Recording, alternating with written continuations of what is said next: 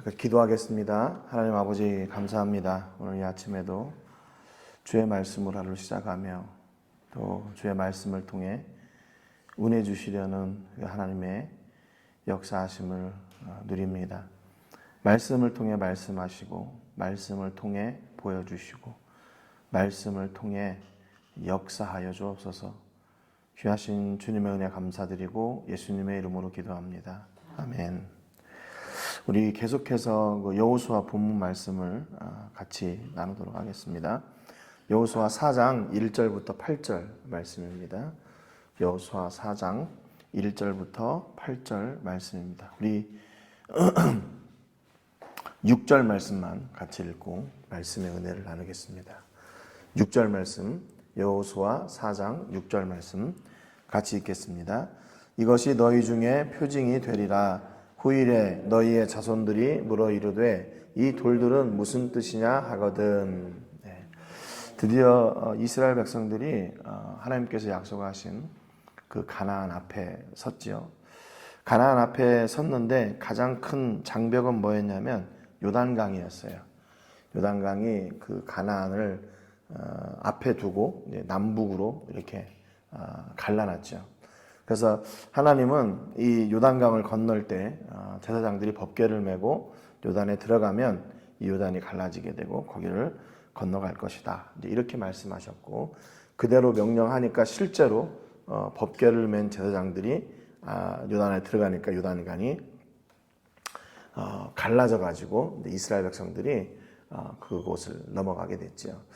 그런데 여기에서 이제 여호수아가 이제 백성들에게 하나님의 말씀을 대언하는 장면이 나옵니다. 그게 뭐냐면 2절에 보면 백성의 각 지파에 한 사람씩 12사람을 택하고 그들에게 명령하여 이르기를 요단 가운데 제사장들의 발이 굳게 선 그곳에서 돌 12를 택하여 그것을 가져다가 오늘 밤 너희가 유숙할 그곳에 두게 하라 그랬어요. 그러니까 하나님은 이스라엘 백성들에게 그 하나님의 역사를 기억하게 하도록 하고 싶으셨어요. 그래서 돌들을 각 지파의 대표 한 명씩이 돌들을 택해가지고 그 돌들을 이제 쌓은 겁니다. 우리가 그 노아 방주 들어갈 때 그 입구에 12개의 돌이 이렇게 쌓여 있었던 게 있잖아요. 이제 그런 식으로 아마 했을 거예요. 아마 사람들이 이제 메고 올 수 있는 돌이었기 때문에 그렇게 큰 돌은 아닐 것이고 그렇다고 해서 너무 또 작은 돌은 아닐 거란 말이죠. 그래서 그 돌들을 어깨에 맬 정도로 됐으니까 어느 정도 우리가 이렇게 육안으로 봤을 때 규모가 있는 그런 돌들이었을 겁니다. 그런데 중요한 것은 이 돌을 그 지역에 얼마나 많은 돌이 있겠어요. 사막이고 또 이런 그 강가이고 하다 보니까 강들이 많이 있겠죠. 돌들이 많이 있겠죠.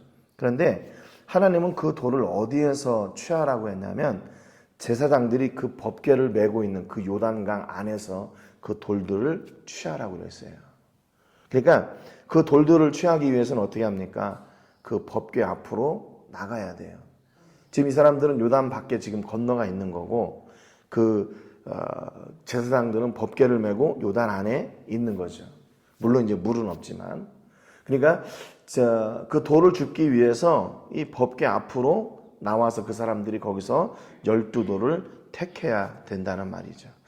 이것은 어떤 상징적인 의미를 또한 가지고 있습니다. 우리가 늘 이 하나님의 법궤의 중심의 삶을 살아야 되는 것이고 그 하나님 법궤를 하나님의 말씀을 중심으로 살 때 그곳에 바로 역사가 있다는 그 증거 또 그것을 우리에게 보여주시기 위한 그런 의도가 있으신 거죠.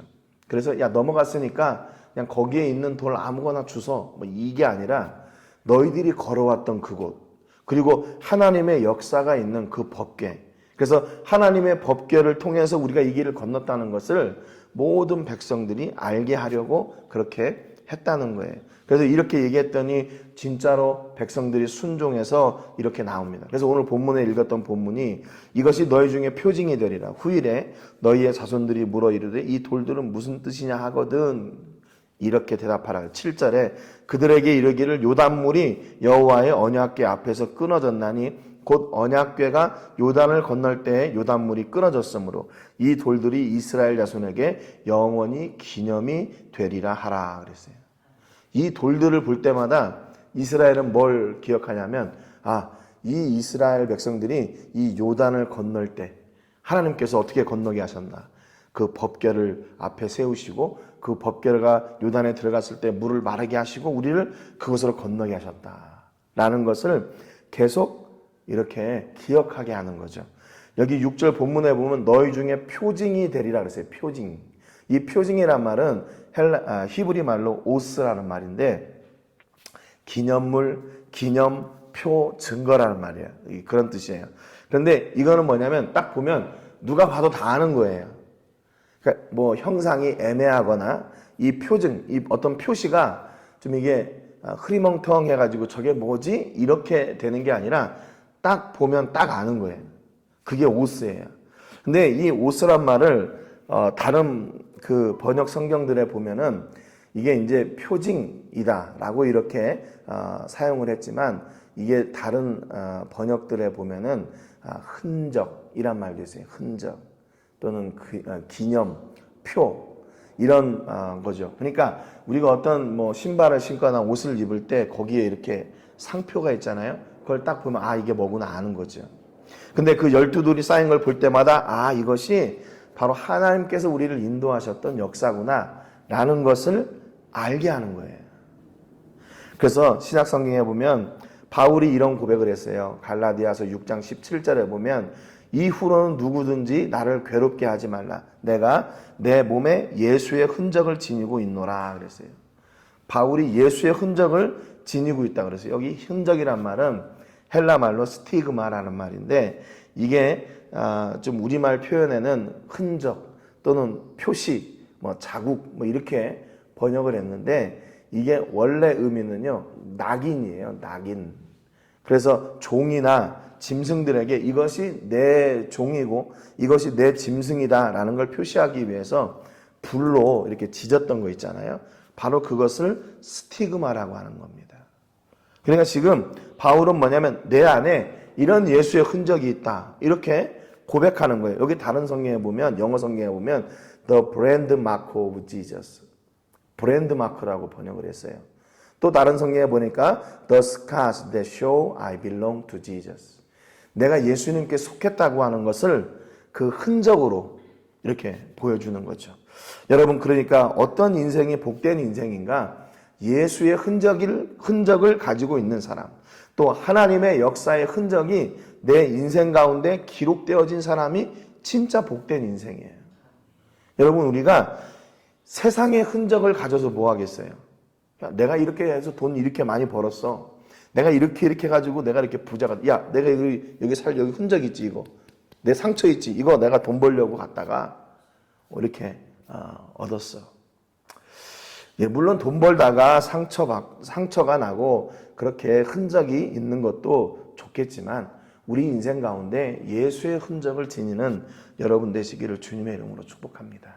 이것은 두 가지 의미가 있어요. 예수의 흔적. 그건 뭐냐면 예수님을 전하다가 실제로 내가 투옥당하고 바울처럼 뭐 채찍에 맞고 내가 다치고 몸이 아프고 이래가지고 내 안에 생긴 그런 실제 몸 안에 있는 그런 흔적일 수도 있고 또 하나는 내가 하나님의 말씀으로 예수님의 성품으로 예수님의 사랑으로 인생을 살아가는 그 삶의 현장이 바로 내 예수의 흔적이 되는 겁니다. 여러분은 예수님의 흔적이 있습니까? 또 무엇을 위해 일하다가 흔적을 얻었습니까? 여러분 이렇게 하나님은 이렇게 그 흔적을 통해서 기억되어지기를 원하세요. 우리에게 하나님이 원하시는 것은 그렇게 큰 일들이 아닙니다.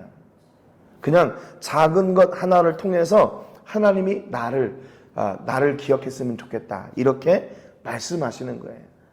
여러분 이왕이면 여러분의 삶을 통해서 여러분의 삶이 예수님의 흔적이 되고 하나님의 표징이 돼서 믿지 않는 영혼들에게 예수님은 저렇게 사셨구나.